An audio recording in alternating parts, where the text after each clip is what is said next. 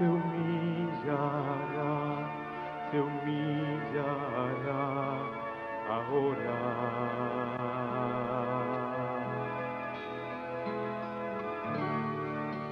Si mi pueblo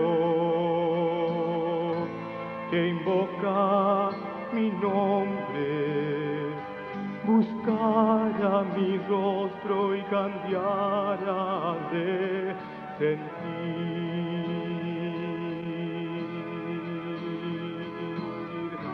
yo iré desde los cielos, oiré desde los cielos, yo iré y los perdonaré de sus pecados.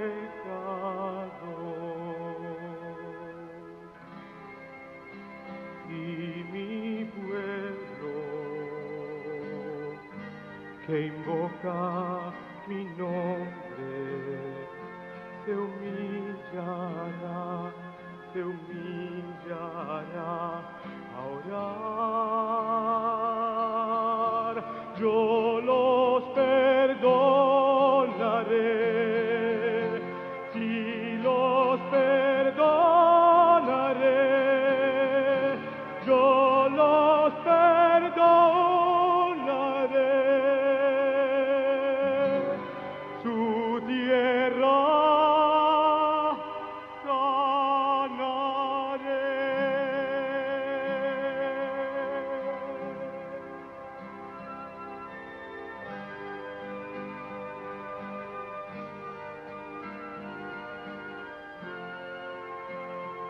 si se humillaré, se humillaré, se humillaré.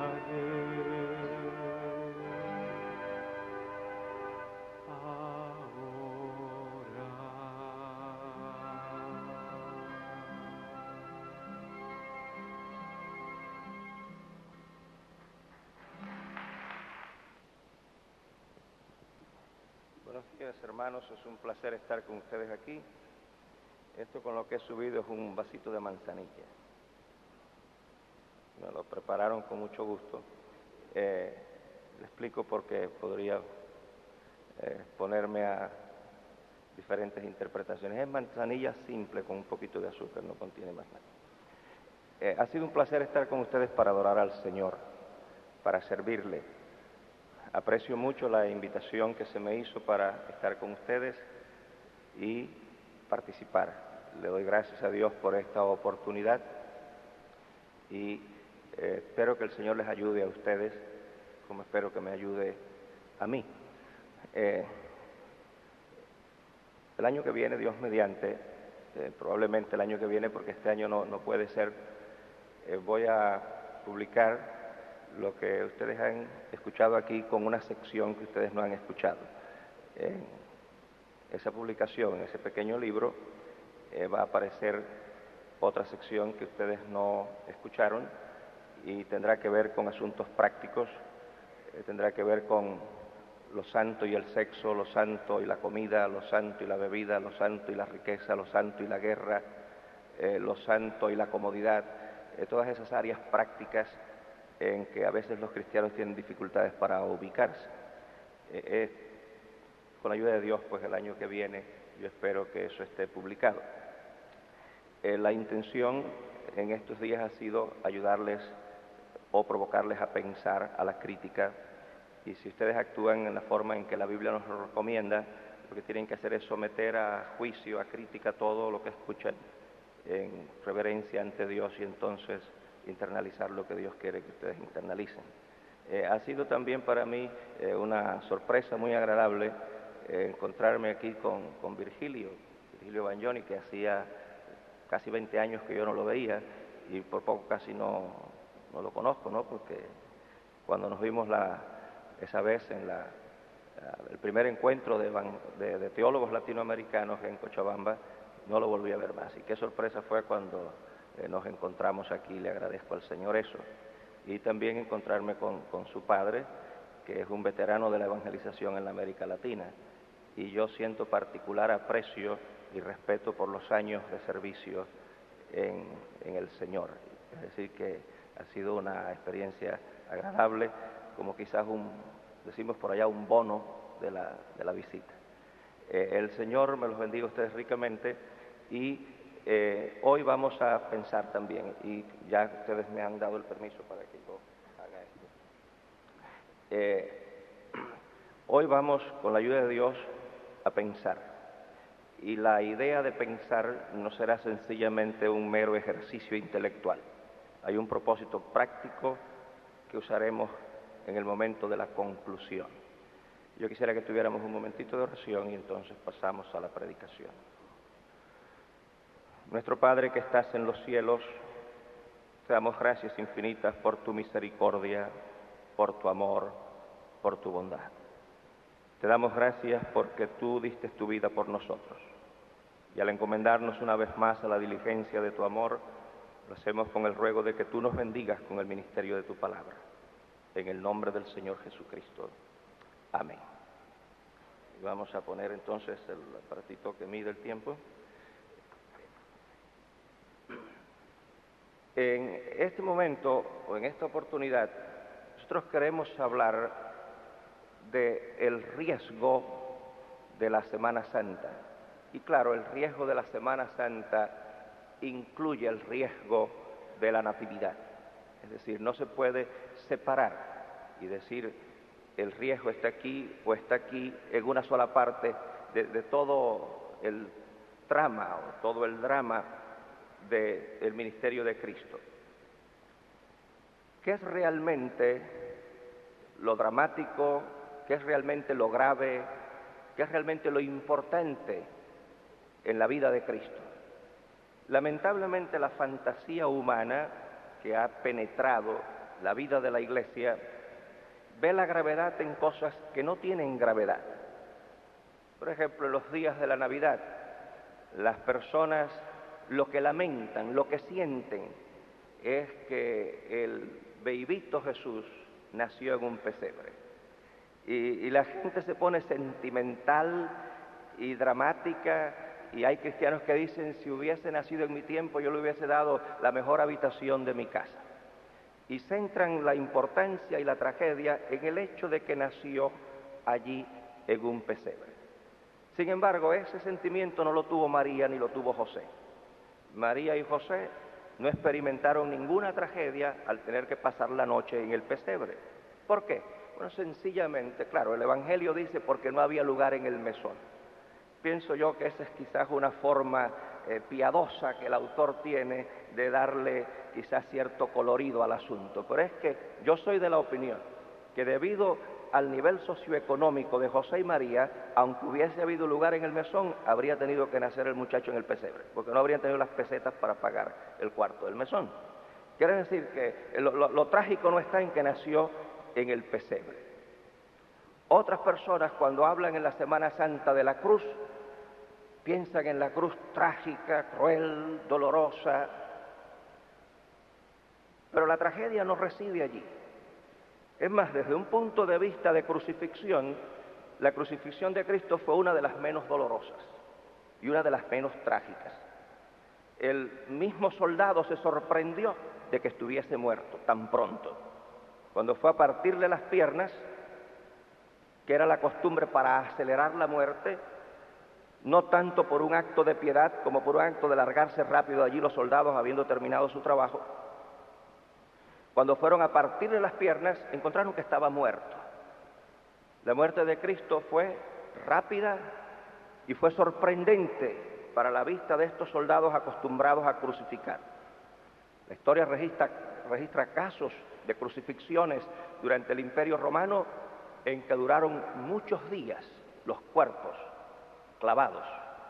Esa era parte del sufrimiento. Quiere decir que desde un punto de vista estrictamente de crucifixión, Jesucristo no sufrió tanto como la gente piensa que sufrió en la Semana Santa. La gravedad no está allí. La gente piensa en esos términos porque está separado de 20 siglos de historia. Entonces idealizan y llenan y cargan de fantasía lo que ocurrió allí.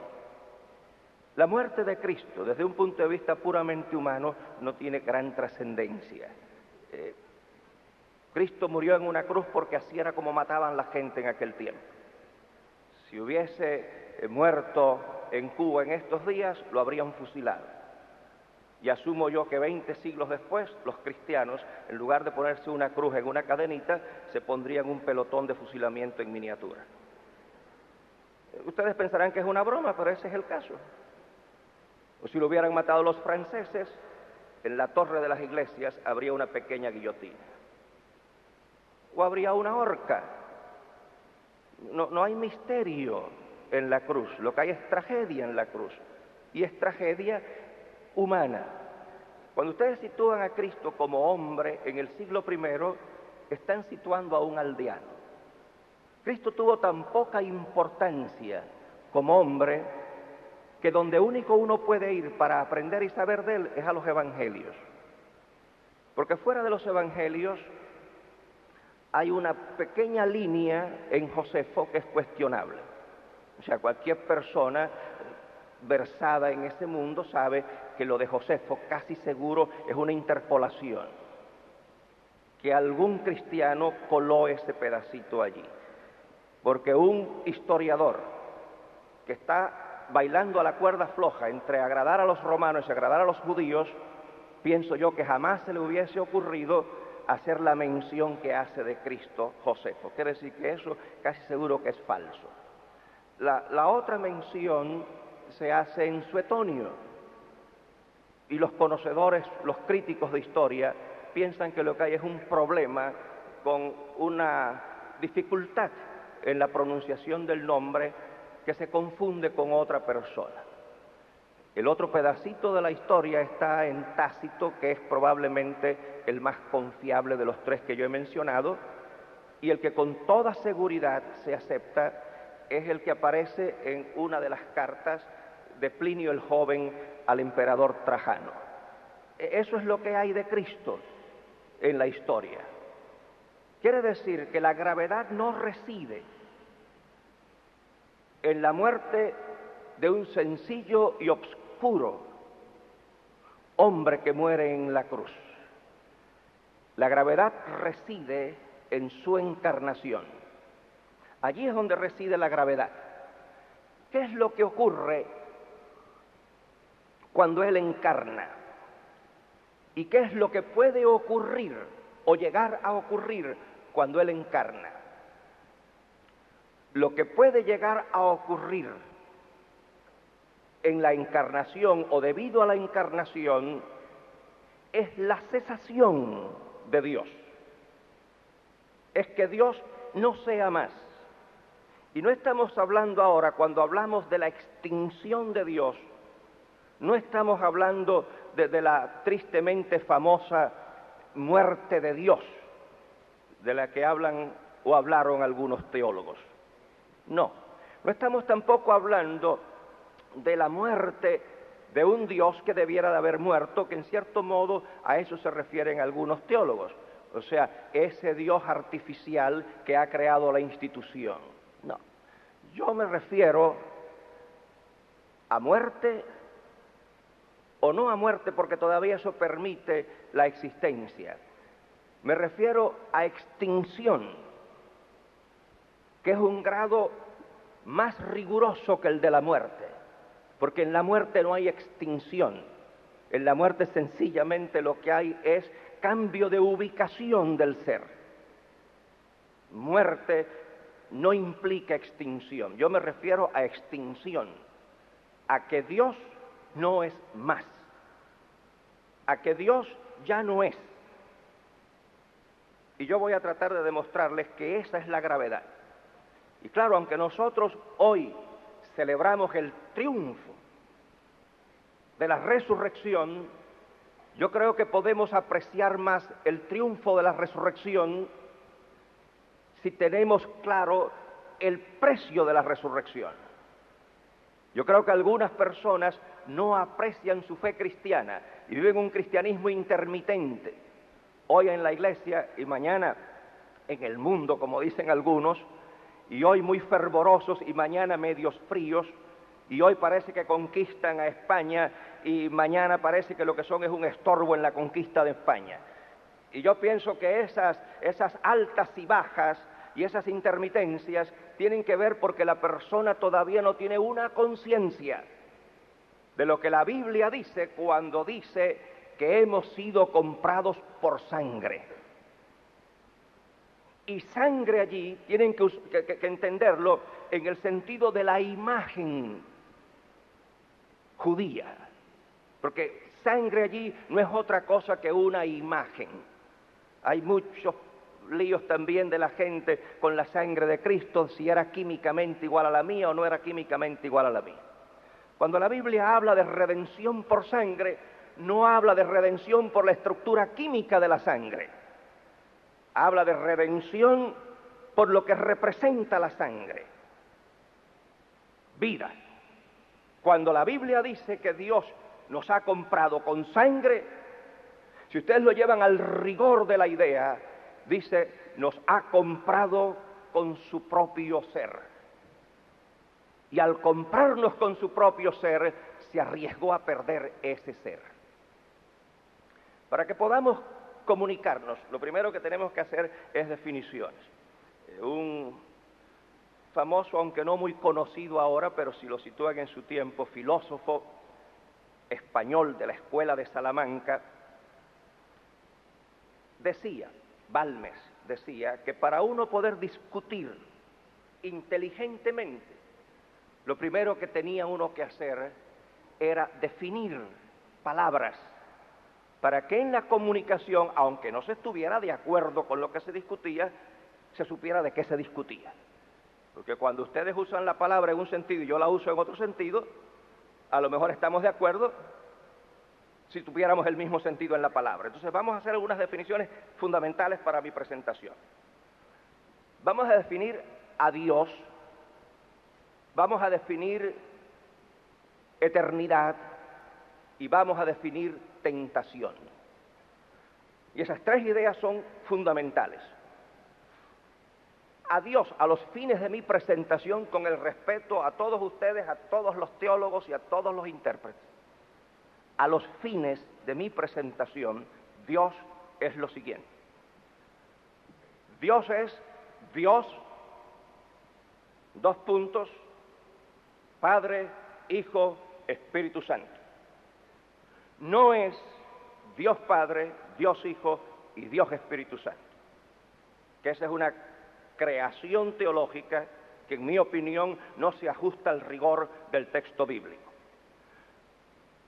No vamos a hablar de Dios como primera persona, segunda persona y tercera persona, que tampoco se ajusta al texto bíblico, que son creaciones posteriores al texto bíblico del trabajar teológico.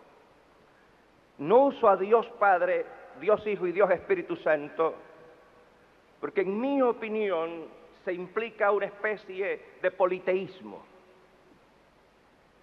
Claro que hay pasajes de la Biblia que donde una de las personas asume la posición corporativa de lo divino, parecería ese el caso. No voy a hablar de Dios primera persona, segunda persona y tercera persona, porque establecería una jerarquía que es incompatible con el concepto bíblico de Dios. Y una, dos y tres se podrían usar únicamente en el sentido de la secuencia de la revelación histórica, pero no en otro sentido. Por lo tanto, como a mí no me interesa un pasaje en particular de la Biblia, donde Dios o donde una de las personas podría aparecer como Dios, y como no me interesa tampoco en este momento la secuencia de la revelación, lo que me interesa es la esencia de Dios. Por eso uso Dios, Padre, Hijo y Espíritu Santo. Y eso es indivisible. Para lo único que se puede dividir es a los fines de análisis para comprender ciertas cosas. Pero es indivisible, es imposible que sea dividido. O sea, es imposible que uno haya quedado arriba y el otro esté abajo sufriendo, como a veces en parte de la predicación dramática se presenta el asunto. Desde un punto de vista de esencia, Dios está presente, siempre, en todo, en cualquier parte y en cualquier tiempo. No hay división. Y el actuar es actuar de lo divino, y no de los componentes de lo divino que no tiene componentes. Porque no podemos hablar de Cristo, del Espíritu Santo y del Padre como partes de un todo. Porque en Dios no existe un todo que tiene la implicación de partes, y en Dios no hay partes. Dios, Padre, Hijo y Espíritu Santo. Definición de lo eterno. A los fines de mi presentación, lo eterno es lo que es sin haber empezado y sin poder terminar. Es el ser que no empieza y que no termina a pesar de que es. Pero en los dos extremos del concepto de lo eterno, el extremo fundamental, el extremo de rigor es la ausencia de principio. Porque puede, y de hecho existe, lo eterno como aquello que no tiene fin. Es más, lo eterno como aquello que no tiene fin es un principio de química. Lo que se crea no se puede destruir. Por lo tanto, hay una modalidad o un nivel de lo eterno que es eterno porque no termina, pero que no es eterno en el rigor del concepto porque ha empezado. En el rigor del concepto, lo eterno es aquello que es sin haber empezado. Dios es eterno no porque no tiene fin. Dios es eterno porque no tiene principio. Vayamos a la tercera definición. Cuando entendemos bien lo que es tentación, tentación es la posibilidad de una acción dentro del contexto de lo que puede o no puede producirse. Solamente es tentado el ente moral. El ente moral que tiene la capacidad de decir sí o de decir no. Aquello que no admite caída no puede ser tentado. Aquello que no admite el triunfo no puede ser tentado. Solo es tentado el ente que puede fallar o no fallar a su discreción, independiente a cualquier otro poder ajeno o extraño a él. En este sentido, tentación es una expresión de poder en su definición sociológica.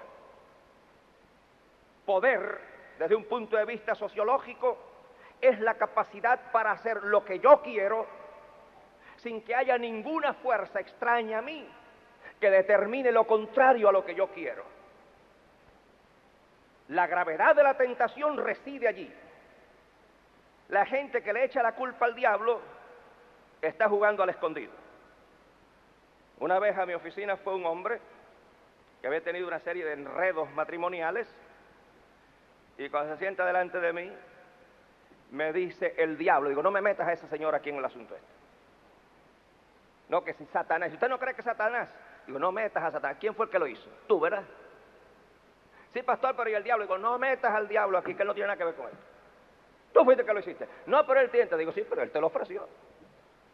Pero ¿cuántas veces le ofrecen a uno mantecado y uno dice que no quiere mantecado? Pues la gente cree... a mí déjeme decirlo en el vernáculo de Puerto Rico, que es mi segunda patria. A mí me enfogona cuando alguna gente que se comen el bizcocho y le quieren echar la culpa a los demonios. No, tentación, la gravedad de la tentación es que yo, y yo con mayúscula, aunque ofenda quizás a algunos cristianos que le tienen mucho miedo al yo con mayúscula. La tentación es cuando yo con mayúscula me confronto con algo y algo que hace presión. Y yo digo sí o digo no. Si yo no puedo caer, yo no puedo ser tentado. Con esas tres definiciones básicas, que ustedes no tienen que aceptarla para suscribirla, pero que tienen que aceptarla por lo que yo voy a presentar, porque si no, no sigo. Porque voy a perder el tiempo. Vamos ahora a textos bíblicos. Dios es Padre, Hijo y Espíritu Santo porque la Biblia implícitamente lo enseña, explícitamente no está en ninguna parte. Cuando ustedes leen el primer versículo de la Biblia, en el principio creó Dios los cielos y la tierra, si eso se tradujera literalmente, presentaría una anomalía en la estructura de nuestro idioma. ¿Por qué? Bueno, sencillamente porque tiene que haber en nuestro idioma armonía de número entre sustantivo y verbo. Y si eso se tradujera literalmente, esa armonía no se podría presentar. Porque en ese versículo el sustantivo aparece en plural y el verbo aparece en singular. Una traducción literal sería: en el principio Dioses creó los cielos y la tierra. Algunos ven en eso, en esa pluralidad, lo que se llama pluralidad majestuosa, que es usada para referirse a personas de dignidad. Yo acepto esa posibilidad, y acepto ese uso, pero cuando sigo leyendo la Biblia me doy cuenta de que no hay allí sencillamente una pluralidad majestuosa, sino una pluralidad de número. Porque luego cuando uno sigue leyendo la Biblia, uno lee hagamos al hombre. Y aunque podría seguirse quizás con la idea de la pluralidad majestuosa, luego cuando ustedes leen la Biblia en su totalidad, descubren que Dios es un ser plural. Sabemos que son tres, porque la Biblia no habla de dos solamente. Sabemos que no son cuatro, porque si fueran cuatro, el cuarto tendría tan poca importancia, al no ser mencionado, que no podía ser parte de los tres. Entonces, Dios allí. Ese Dios, cuando ustedes van al Nuevo Testamento, dice el versículo 1 del capítulo 1 del Evangelio según San Juan lo siguiente: en el principio era el verbo, y el verbo era con Dios, y el verbo era Dios. Dos de las palabras fundamentales de ese versículo es el sustantivo que usa y el verbo que usa. Observen ustedes la forma en que están usados. Verbo, y ahora aquí va a ser un poquito de problema, ¿no? Porque tengo que usar verbo en el sentido del sustantivo y verbo en el sentido gramatical, y quizás sea un poquito más confuso. ¿Qué les parece si yo entonces, a los fines de que haya comunicación más fácil, en lugar de verbo, cuando me refiero a Cristo, digo palabra? Para que sea más claro cuando me refiero al verbo gramatical y al verbo que aparece como sustantivo aquí. Bien, aceptaron el arreglo. Observen ustedes cómo cuando se refiere a la palabra, la forma en que está el verbo. En el principio era la palabra, y la palabra era con Dios, y la palabra era Dios. ¿Se dan cuenta del pasado que se usa con relación al verbo ser allí? Esa forma del pasado en ese versículo, en mi comprensión, yo respeto la comprensión de toda la gente, porque estamos tratando con cosas que son un poquito controversiales y problemáticas, y algunos pueden pensar distinto a como yo pienso. Cuando yo digo eso no es porque yo soy el único que pienso así, sino para tener la cortesía de que ese no es un oráculo divino.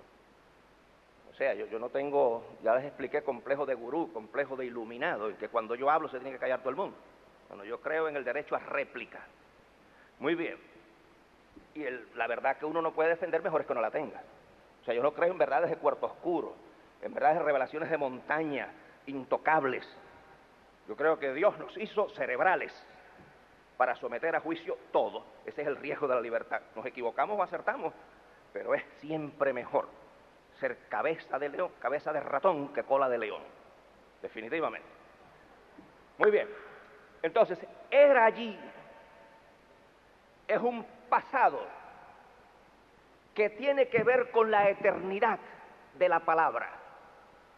Porque observen cómo el era se puede mover, y el era aquí no tiene implicación política con ningún país europeo. Observen ustedes cómo el era se puede mover hacia atrás, tanto como sea necesario. Y se puede decir, en el principio era la palabra. Y sin modificar la esencia de la palabra, se puede decir, y antes de lo que era, antes del principio, era la palabra. Y antes de lo anterior, a lo anterior, a lo anterior, al principio, era la palabra. Y ustedes pueden irla moviendo hacia atrás, para que la palabra siempre sea anterior a todo y posterior a nada. Cuando dice Juan 1:1 en el principio, principio allí no es punto de partida. Principio allí es el vacío insondable de lo eterno. En ese vacío sin límites era el Verbo. Antes de él no hay nada. Antes de la palabra no hay nada. Todo viene después. Esa es la diferencia de la palabra principio allí a principio en Génesis. En Génesis sí es punto de partida la palabra principio. Quiere decir, cuando las cosas empezaron, Dios fue el que las empezó. Pero el principio de Juan es insondable. Con eso en mente, vayan ahora al versículo 14 del mismo capítulo 1. Y en el versículo 14, observen ahora cómo se conjuga el verbo hacer. Y aquel verbo, para que no haya aquella palabra, para que no haya dudas de cuál es la palabra, aquella palabra, ¿cuál palabra? La del versículo 1. Aquella palabra fue hecha carne.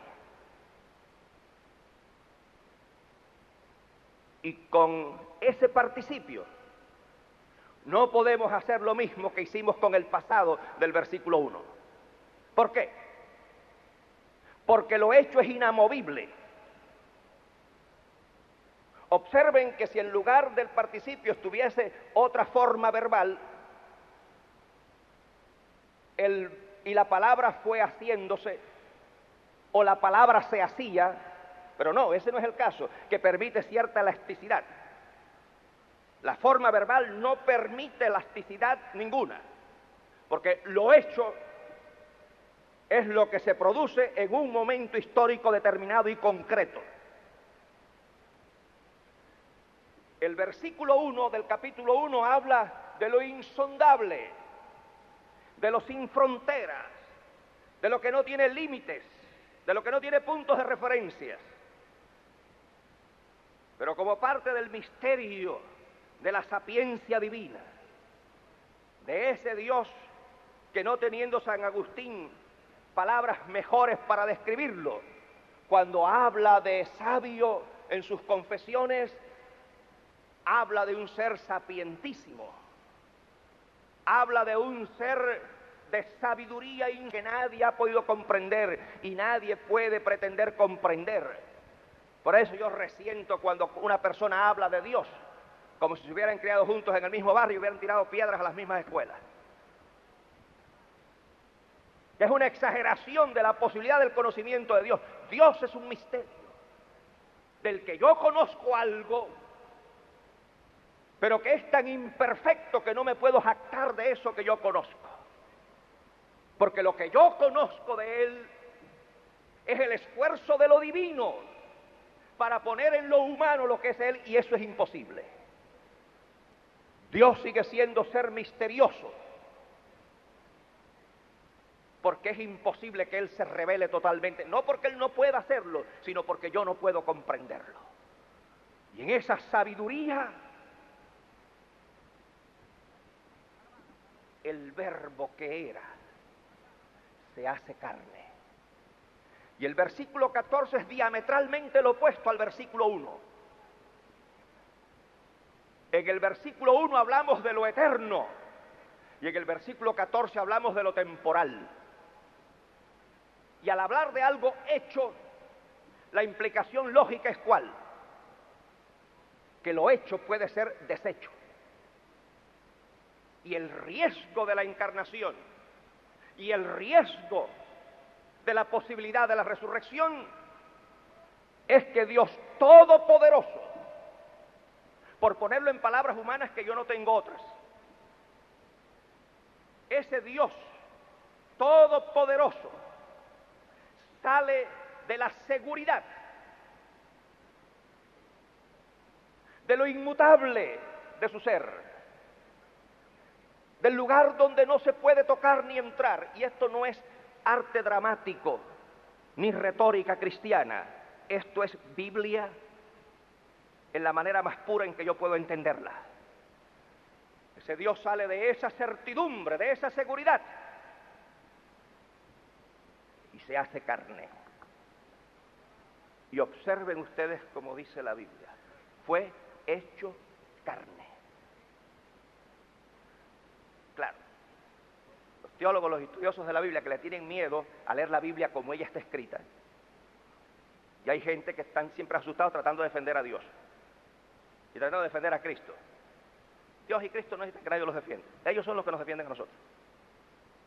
Y alguna gente, en lugar de atreverse a tirarse al libro de Dios, a que corra la sangre, no, empiezan a idealizar, a crear fantasías y a jugar con el texto para no enfrentarse a lo que el texto dice. Pero eso no es nuevo.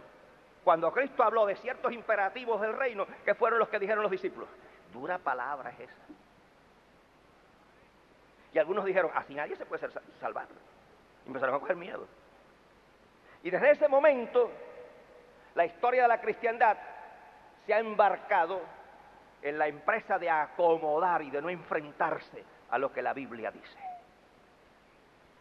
La Biblia enseña que fue hecho carne. ¿Qué carne? Desde el principio empezaron ya las luchas. Si era el cuerpo humano con la chispa de lo divino, si no era un cuerpo de verdad, sino una especie de aparición. Y lean las epístolas de Juan para que ustedes vean que el lío empezó en el siglo I, ¿saben? No es nuevo. Hecho. Lo hecho puede ser deshecho. Yo les voy a demostrar hoy. Y ustedes van a tener que romper versículos de la Biblia si no quieren aceptar lo que yo les voy a decir. Yo les voy a demostrar a ustedes hoy que si Cristo está resucitado, pero pudo no haber resucitado. Y algunos dicen, mire Gerardo, no te metas en eso. Si vamos, ¿para qué nos vamos a enredar? Si ya resucitó. ¿Para qué ahora te vas a meter con esa cosa? Como un amigo pastor que yo tengo, que una vez después de una conferencia que yo di, en el lobby me dijo, óyeme Gerardo, me dijo a mí que yo tenía cerebro de pescado. Y me dice, mira, tú tienes dos cerebros. Y cuando tú hablas con un cerebro, oye, qué lindo, cómo se te entiende, qué bendición, pero de momento a ti se te vira el cerebro y hablas con el cerebro de pescado y no hay quien te entienda, chico. Porque la gente dice, no te meten, ¿para qué tú te metes en el lío, chico? Dice, por eso es que a ti no te invitan en algunos lugares. En algunos no me vuelven a invitar, pero en uno por lo menos me quitaron la invitación a la mitad del camino. Cuando íbamos por la mitad de la semana, me llamaron me llamó con mucho temor y me dijo, Gerardo, lo siento, perdóname, no hallo cómo decírtelo, pero fíjate, el pastor me ha llamado y me ha dicho que él anoche, después del culto, se fue a orar y el Señor le reveló que tenía que suspender. Yo digo, encantada la vida, muchachos. De mejores lugares me han corrido a mí. Porque yo no me ofendo. Yo no me ofendo. La gente tiene derecho a eso. No vamos a trabajar todavía con lo gozoso del triunfo. Vamos a trabajar unos minutitos con la posibilidad del no triunfo. Y vamos a la Biblia. Porque yo nunca pruebo o trato de probar nada, ni con sueños, ni con visiones, ni con revelaciones, ni con vibraciones. Porque eso pone en desventaja al auditorio. ¿Cómo saben ustedes que yo no hablé con Dios anoche? Eso se presta a teatro. Eso se presta a que yo manipule.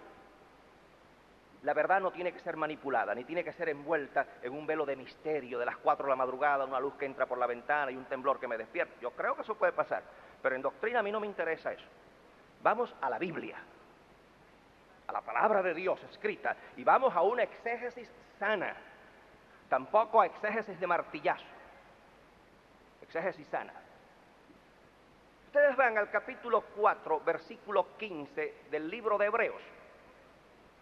Allí se nos dice, refiriéndose al verbo, a la palabra que se hizo carne,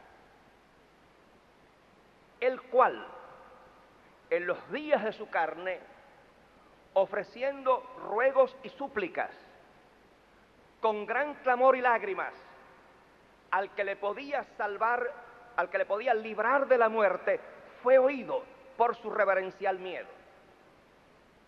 Las dos palabras claves del versículo es oído y la preposición de, que va antes de muerte. De y oído. Y de y oído es donde está la riqueza que se conecta con hecho del versículo 14. Primero vamos a oído. Cuando dice allí fue oído, oído se refiere a qué?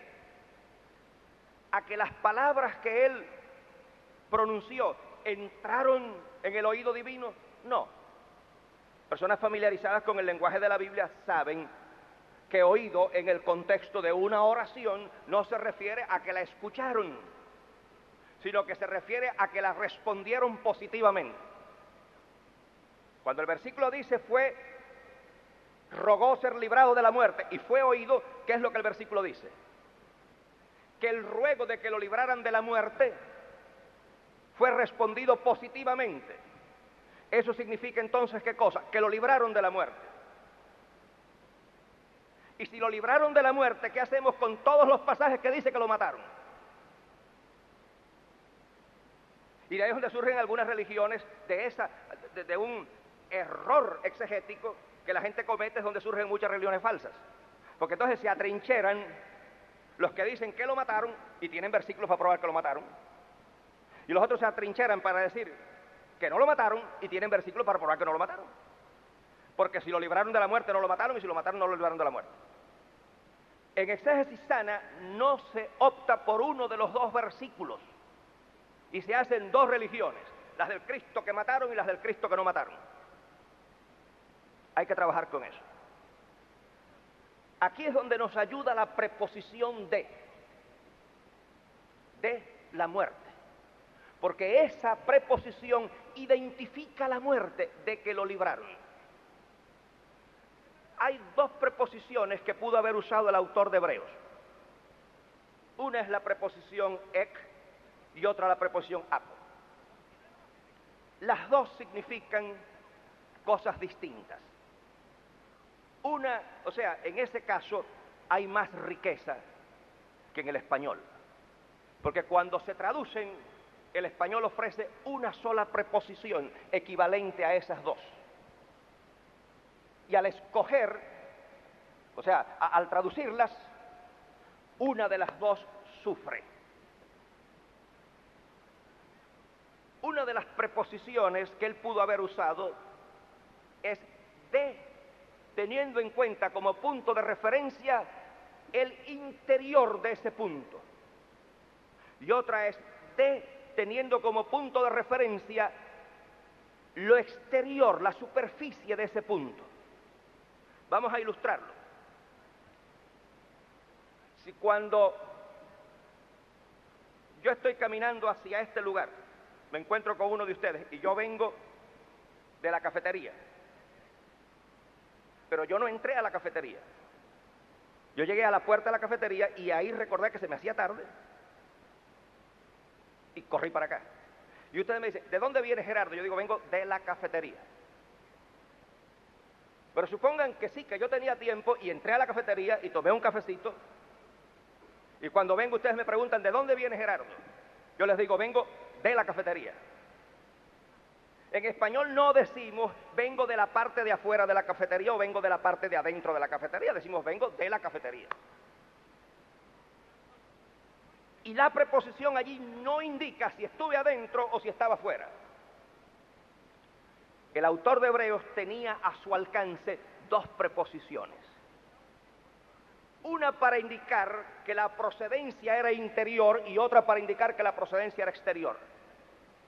Cuando él habla librado de la muerte, literalmente lo que él pudo haber dicho es librado de la superficie, de la parte de afuera, o librado de las entrañas. La que el Espíritu de Dios le inspiró a escoger es la que habla de adentro. Y por lo tanto, a lo que se refiere el texto es librado de las entrañas de la muerte o de la muerte que está después de la muerte. Esa es la única forma en que oído puede ser entendido. Lo mataron, pero es que él nunca rogó que lo libraran de esa muerte, porque a eso él había venido. Pero él rogó de que lo libraran de lo que la Biblia habla, la segunda muerte. Y con eso está de acuerdo el capítulo 2 de los Hechos, cuando dice, suelto los dolores de la muerte, por cuanto no podía ser detenido de ella. Y eso hace que sea veraz el versículo de Hebreos que estamos tratando. Oído, fue oído. Dios respondió soltando las amarraduras. O sea, cuando él murió, la otra muerte no se lo tragó. Pero en lógica, no tiene sentido que uno pida que no ocurra lo que no puede ocurrir. En lógica solamente se niega lo que puede ser. Y se pide que no ocurra lo que podría ocurrir. Hasta ahí, ojalá que estemos de acuerdo. Vamos al próximo versículo para ir amarrando las ideas antes de que suene el timbrecito. El próximo versículo está en el capítulo 5, versículo 7 de Hebreos. Observen ustedes lo que dice en ese versículo. Y es otro versículo que habla de lo mismo que estamos diciendo. Tentado en todo, perdonen que las citas tienen que invertirlas. La primera es la que ocurre ahora, la otra ocurre en números nada más, pero las dos citas son correctas. Pero de momento me di cuenta que la computadora me dijo la señal está equivocada, hay una cosa aquí que no va bien, porque yo tengo todo mi esquema. Si se sale algo del lugar, pues me fastidia. Porque no tenemos un pontífice que no se pueda compadecer de nuestras flaquezas, pero tentado en todo, según nuestras semejanzas, pero sin pecado. La Biblia asegura que Cristo no pecó, pero el mismo versículo que dice que no pecó, dice qué cosa, que fue tentado según nuestras semejanzas. Claro, ahí es otro lío para los teólogos y los estudiosos de la Biblia, ¿eh? Que cuando se meten ahí luchan y entonces tratan de adornar y de reformar. Y entonces miren ustedes lo que se ha hecho. O sea, los dos bandos que hay con relación a ese versículo. Puede que haya otro bando, pero los dos bandos categóricos. Unos dicen que lo que califica tentación allí es semejantes a nosotros. Otros dicen que no es ese el caso, que semejantes, unos dicen que tiene que ver con la tentación y otros dicen que tiene que ver con la capacidad de responder a la tentación. Pero las dos cosas son iguales. Pero ¿qué diferencia fundamental hay en que sea similar a mi tentación o similar a mi capacidad de responder? Son la misma cosa. Y es para no enfrentarse con el hecho de que la Biblia dice que Cristo fue tentado. Y entonces la gente que quiere esconderse detrás de un pietismo falso y que les aterra un Cristo tentado, porque están acostumbrados al Cristo de la urna, al Cristo medio de allá arriba de las nubes, no quieren enfrentarse con un Cristo tentado. Y tú dices, bueno, pero ¿qué tentación tuvo él? Porque él no puede haber tenido esta tentación o aquella tentación. Mire, toda tentación que un ser humano puede tener, la tuvo. ¿Por qué no dice eso la Biblia? Tentado en todo, no tentado en algunas cosas.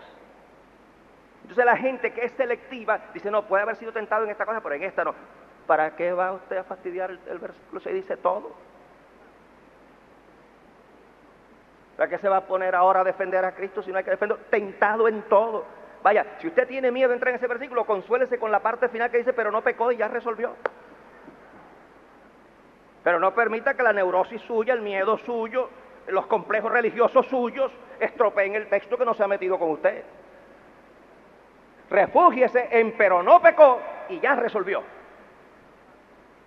Y deje a los otros que quieren luchar y que quieren tirarse del avión en paracaídas sin saber si se va a abrir o no se va a abrir. Ahora venimos al amarre de estas ideas. Si rogó que lo libraran de la muerte, lo pudo haber alcanzado. Si fue tentado, pudo haber caído. Y si no pudo haber caído, no fue tentado. Y tentado allí no tiene que ver con tragedias griegas. Tentado allí significa tentado. Y si fue tentado, pudo caer. Y ahora por un par de minutitos vamos a entretener la idea de qué habría pasado si hubiese caído.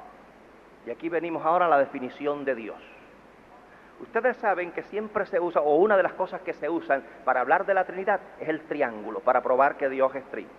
Yo voy a usar esa imagen para demostrar la posibilidad de que dejara de ser en lugar de establecer qué es. Y aquí, claro, yo no sé la nomenclatura geométrica de aquí de España, así que a lo mejor yo uso términos que no son los que se usan. Pero ustedes saben que la suma de los ángulos de un triángulo, por lo menos si uno toma el sistema de Euclides, que hay dos posibilidades más, pero si uno toma el sistema de Euclides, la suma de los ángulos de un triángulo es 180. Ahora, si uno analiza eso matemáticamente, que es como único puede ser analizado, uno llega a una conclusión. Si uno analiza eso aritméticamente, como no puede ser analizado, pero que lo vamos a analizar sencillamente para poder expresar la idea, uno llega a otra conclusión. Dios, Padre, Hijo y Espíritu Santo. Desde un punto de vista aritmético, que es un disparate en este caso, pero que expresa lo que yo quiero expresar, la suma de los ángulos de un triángulo son 180. Si el ángulo está compuesto por 3 rectas, aritméticamente uno diría que 180 entre 3 son 60. Y que por lo tanto aquí viene el disparate. Si uno quita una de las rectas, aritméticamente deben de quedar ¿cuántos grados? 120. Queda todavía un porcentaje de la figura que desde un punto de vista parlamentario permitiría a la figura existir. Pero si uno lo hace matemáticamente, geométricamente, ¿qué es lo que ocurre? Cuando uno quita una de las rectas, no se queda con 120, se queda con 60. ¿Por qué?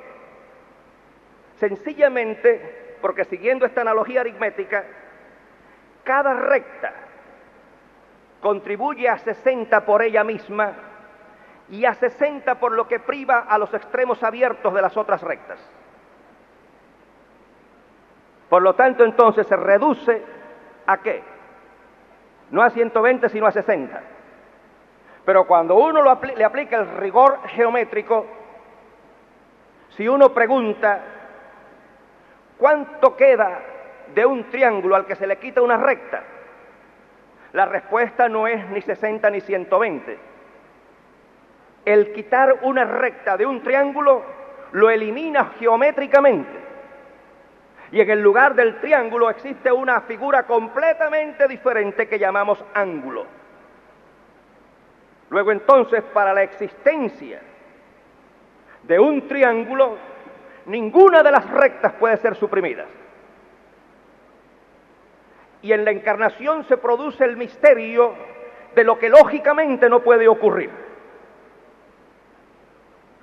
Cuando Cristo se encarna, si Cristo falla, que pudo haber fallado bíblicamente según mi opinión, su regreso se impide.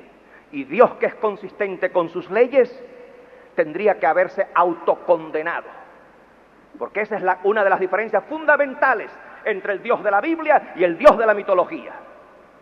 El Dios de la mitología, el concepto de deidad en la mitología es que un Dios puede hacer lo que le dé la gana y puede romper sus propias leyes. Por eso el paganismo atemoriza tanto y por eso el cristianismo consuela tanto, porque nuestro Dios es un Dios predecible, un Dios que no es temperamental, que no cambia de idea, que sus leyes son constantes. Y el que dijo que el alma que pecara esa moriría tendría que haberse autoajusticiado. Y como que en Cristo no está el Hijo y el Padre y el Espíritu Santo escondidos detrás de una pared, esperando a ver qué pasa, porque llamaría su nombre Emmanuel, que declarado es Dios. En la encarnación tenemos a Dios, y quien resucita es Dios, y quien va a la cruz es Dios, y el que se hace carne es Dios, y el que nos salva es Dios. Y Cristo fue tentado para que me fuera consuelo. Yo no necesito un Dios mitológico. Yo necesito uno que cuando mi familia no me entiende, sepa lo que es que su familia no lo entienda. Yo necesito a uno que me ayude en la vida, no que me dé instrucciones de la distancia de la seguridad de su eternidad. Uno que vivió aquí y sabe lo que es vivir aquí. Porque uno nunca conoce de verdad el sufrimiento hasta que ha sufrido. Y por eso la oración de uno que ha sufrido siempre tiene más sentido del que no ha sufrido. Orar por un deprimido, uno que ha sido deprimido, tiene más fuerza. Y yo conozco la depresión no solamente por mi educación. Yo no solo conozco la depresión de libros, yo conozco la depresión práctica, de noches sin dormir y días sin comer, de sol y luna apagados. Por eso me gusta tanto la definición que da la versión amplificada de la fe en Hebreos, cuando dice que la fe es agarrar como una realidad lo que los sentidos no nos comunican. Es el Dios que no se huele, que no se siente, que no se palpa, que no se ve. Claro que el Dios que se siente, eso es una maravilla, así cualquiera. Cristo fue tentado, y me gusta una traducción que cuando dice triste hasta la muerte, una traducción que claro en aquel tiempo no había la terminología médica, pero una traducción que le da en el corazón, es la versión que dice, no solamente no dice triste hasta la muerte, sino dice profundamente deprimido. Cuando se nos apagan las luces, podemos ir a uno que fue fiel en la oscuridad de la noche oscura del alma. Ese es el Dios que necesitamos. Y ahí estaba Dios. Dos cosas para redondear, porque ya esta cosita va a sonar. Y un día ustedes y yo tenemos que encontrarnos como nos encontramos en la América Latina, en un fin de semana de 18 horas de estudio, o en 5 días de 30 horas de estudio, que eso es ahí, sálvese el que pueda, ¿ves? Sin el fútbol de afuera y sin mucha cafetería, nada más que corre, come y sigue con la Biblia en la mano. Algún día, si hay gallegos aquí guapos, yo me reúno con ustedes para eso. No estoy criticando lo que pasó aquí, que estuvo muy bueno, pero estoy viendo a ver si me gano un par de minutitos. Miren ustedes, la conclusión. ¿Cómo podría esto ser hecho? ¿Cómo podría Dios dejar de ser? En nuestra lógica no podría ser. ¿Por qué? Porque si Dios es sin haber empezado, lo que es sin haber empezado no puede terminar. Pero si volvemos a la analogía geométrica, ustedes saben que la suma de los ángulos de un triángulo no es siempre 180. Es 180 si trabajamos con geometría plana. Pero si tenemos que trabajar en otro nivel, la suma de los ángulos de un triángulo es más de 180. O la suma de los ángulos de un triángulo es menos de 180. Quiere decir que la misma lógica tiene sus arreglos. Como yo creo en la honestidad de Dios, como yo creo que Dios no juega con mi inteligencia, por eso detesto todo tipo de religión, que para ser miembro de ella tengo que negar que pienso y que soy inteligente. Prefiero perderme que salvarme negando mi cerebro. Y eso, si quieres yo después se lo explico, todas las implicaciones que eso tiene. Y le doy gracias a Dios, porque Dios no me salva de esa manera. Y por eso estoy salvado y mantengo el cerebro, gracias a Él. Miren ustedes, Dios tiene que tener una manera en la que eso podría haber sido hecho. Yo no lo he descubierto. Pero ¿saben si lo que he descubierto? Lo que me interesa. No sé cómo lo habría hecho, pero sé por qué lo habría hecho. Y sé por qué lo habría hecho porque la Biblia lo dice. Y está en uno de los versículos más bellos y más sencillos de la Biblia. Porque de tal manera amó Dios al mundo, que ha dado a su Hijo unigénito, para que todo aquel que en Él cree no se pierda, mas tenga vida eterna. Y lo que me dice a mí toda la historia de la pasión es que Dios me amó de tal manera. Y observen la fuerza castellana que ese versículo tiene. De tal manera que corrió el riesgo de dejar de ser conmigo, que seguir siendo sin mí. El gran amor de Dios no es amor platónico, no es mero amor sensorial, es amor de vida. Me amó tanto que puesto a escoger entre ser sin mí, dejar de ser conmigo, antes de ser sin mí, optó por eso. Y las dos conclusiones prácticas que se derivan de ahí son ¿cuáles? Una de ellas es que si Él estuvo dispuesto a dejar de ser conmigo antes de ser sin mí, la respuesta racional mía debe de ser la disposición de dejar de ser con Él antes de ser sin Él.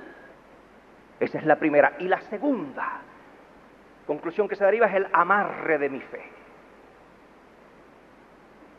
En ese sentido de esa primera cosa, yo pienso en el caso de aquel poeta que dijo: no me tienes que dar, Señor, nada para que yo te ame.